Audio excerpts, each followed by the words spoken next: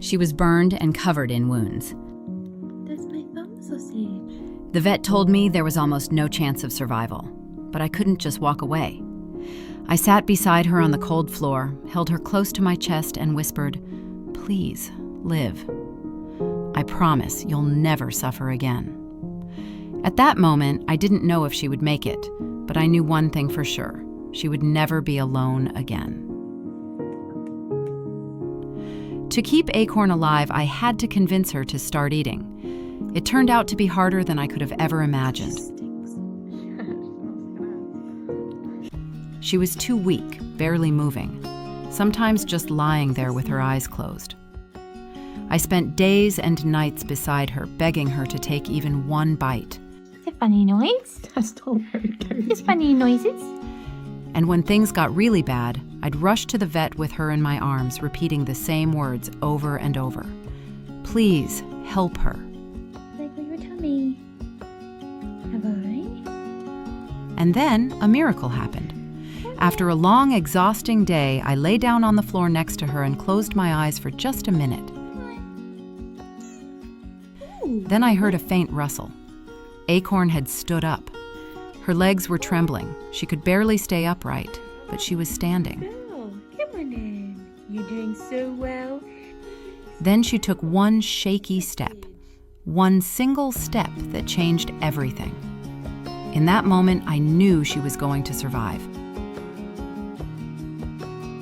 Since then, a special bond has formed between us. It's more than just a person and a pet. It's something deeper. I'm sure she thinks of me as her mother. She was even part of our wedding. There's still a little yogurt stain and a paw print on our marriage certificate where she decided to leave her mark. Acorn is fearless. She loves to explore, to go outside, to watch the world around her. But after one encounter with a neighbor's cat, which left her with a painful wound on her tail, I was afraid to bring another animal into the house. I didn't know if she could trust again. We going on a walk? Yeah. Are we? Yeah. It's okay. You're all right. Then I saw Leaf, a small dog at a shelter scheduled to be euthanized the next day. She was curled up in a corner, not even lifting her head. There was nothing in her eyes, no fear, no hope, just emptiness. The shelter staff said she had deep psychological trauma and almost no chance of recovery. But when I heard she had once lived with cats and loved them, I knew I had to try. You girly. This is called a water bowl. When we brought Leaf home, Acorn was cautious. She sat by the door, tail puffed up, silently watching. And then Leaf looked up at her, and in that moment, it was as if she suddenly found her purpose. Good girl, Acorn. Come on, both of you. I could almost hear her saying, "This is why I'm here. This is who I need to live for." You good girl. This is yours. That's all yours. The first few days weren't easy.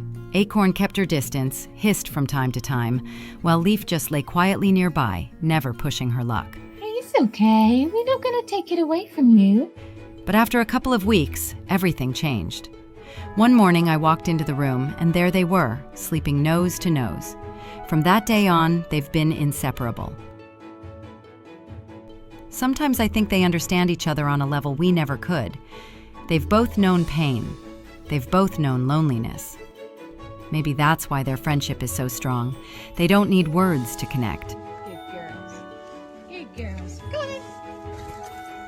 Now they do everything together.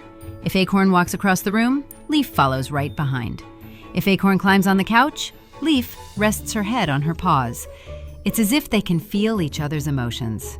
And the most amazing part? Leaf's eyes are alive again. She no longer hides, no longer trembles. She smiles. There's my family. There's my good girls. When I look at them, I realize love really can heal. These two rescued souls found each other and became whole again. I don't know who saved whom, but I do know one thing. Moments like this are what make life worth living. If you liked this story about Acorn and Leaf, please like, comment, and subscribe to the channel to see more touching and inspiring stories.